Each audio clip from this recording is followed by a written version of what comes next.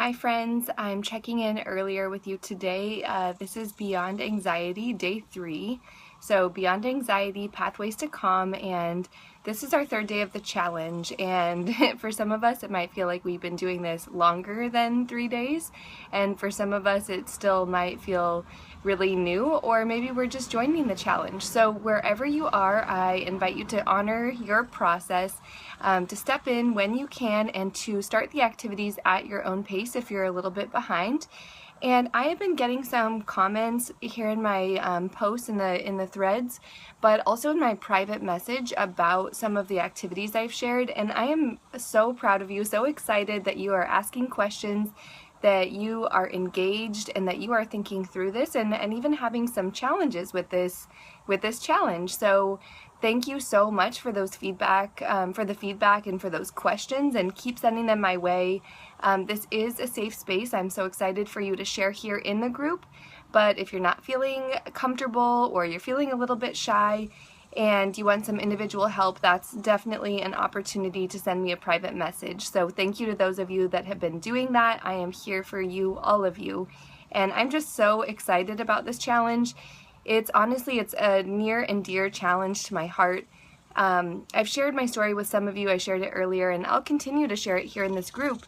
But as a teenager, I was the type of person that I seemed high achieving. On the surface, I was getting good grades. I played on the basketball team. I played on the soccer team.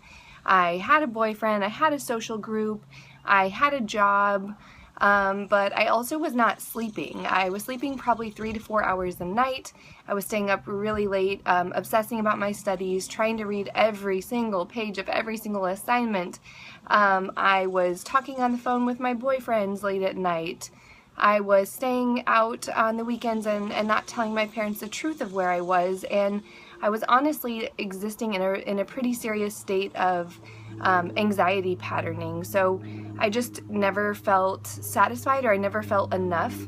So I was always doing these external things, this achieving, these playing on the sports and working to get the grades, and always saying yes to things that my friends wanted to do, because I thought that was the way that I would find acceptance or wholeness. So I looked externally because inside I was in turmoil, I was in anxiety. So this challenge is honestly, it's personal to me. It's something that I've been through.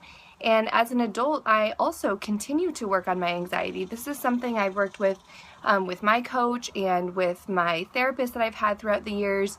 And as a teacher and a coach myself, I do this with my students, and I'm here in the process with you. So I think it's really important that we understand that we're not alone, and that even if we are continuing to experience anxiety, we're not bad. We haven't failed at this. There's nothing to fail at. You don't need to be fixed. But if you are experiencing anxiety and you know that it's not serving you, then you know you have room to grow, and we all do. So I am on this journey with you, and my story is something that I'll continue to share with you, and I just wanted to kind of reiterate that because I'm with you, and this challenge matters to me. It's important to me, and my goal really is to continue to elevate the voices of teens and tweens in this world, and to help them get through their anxiety blocks and their struggles, and to help create more ease in our families, because when we have the voice of our teens elevated, and when they have self-love and self-expression, then things in our family, in our household, and in our society will be more peaceful and more calm. And so that's just a little background about the challenge. But I also wanted to share that just a bit ago I checked in with you all, and I said that right now I was feeling, right then, I was feeling like a 7 in regards to my anxiety. I tackled my very first goal that I needed to do for the day, but then I didn't have a great plan, and so I was kind of getting distracted, and I was honestly procrastinating on a project that I've needed to work on, and I've been procrastinating for about a week. And I was kind of like, I kept looking up at the clock thinking, okay, I'm starting to run out of time, and I want to get out on my walk. So as you can see, I'm wearing my athletic clothes, so I did get out on the walk briefly. And during that walk, I just had so much I wanted to share with you. So I'm here sharing. So anyways, as I'm watching the clock and doing this procrastinating behavior, I'm also pushing back my midday activities, so my lunch, my preparing to go teach a class, getting dressed, getting ready, all of that. I was pushing it back, and I really started to feel anxiety. So for me, I could feel it in my chest, like a tightness kind of coming across my chest.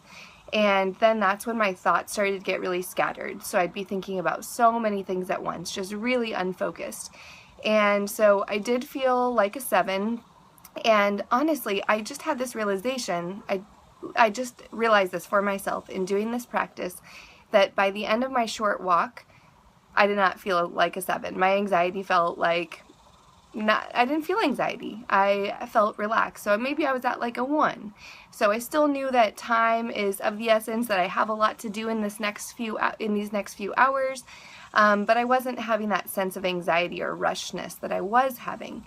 And I am wondering if giving our anxiety a quality, acknowledging that it is not us, it does not define us, so we almost like put it outside of ourselves, right? We give it its own rating, its own number, we give it its own quality. If then we can kind of look at it and see that, hey, that's not me. That's a thing, that's a sensation that I'm experiencing, but it's not me. And so I am finding today's activities particularly relevant right now and particularly useful. And I'm going to continue to use this rating system throughout the day and, and throughout the week. And I implemented this because I think it's important to recognize the different kinds of anxiety that we have and to just continue to build awareness. But I didn't even myself necessarily know how valuable it will be to give that quality and to separate ourselves from the anxiety. So today, my experience just definitely proved to me that the work that we're doing here is transformational, and that the work that we're doing can be patterns that we can create, these new patterns for calm that we can implement for ourselves and we deserve to create for ourselves. So if you, when you try the rating today and check in with your anxiety or check in with your body, your mind, and your heart and how you're feeling, and when you do have anxiety, give it a number and tell me how that's going for you. So comment below with any questions that you're having about this week, or any stories that you have that might connect to why you jumped into this challenge this week. And again, keep the questions coming, and I'm just so excited to be here with you all. So have a great week, and I'll talk with you all soon, shortly.